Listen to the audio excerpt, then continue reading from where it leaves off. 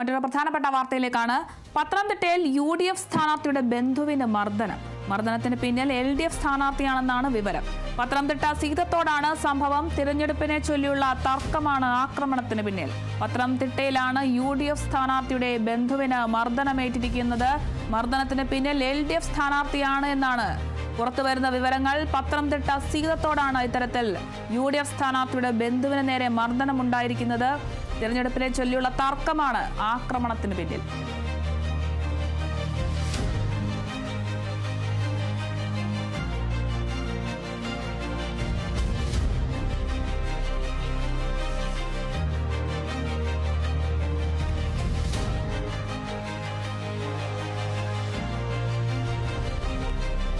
പത്തനംതിട്ടയിൽ UDF സ്ഥാനാർത്ഥിയുടെ ബന്ധുവിന് നേരെ മർദ്ദനമുണ്ടായിരിക്കുന്നു.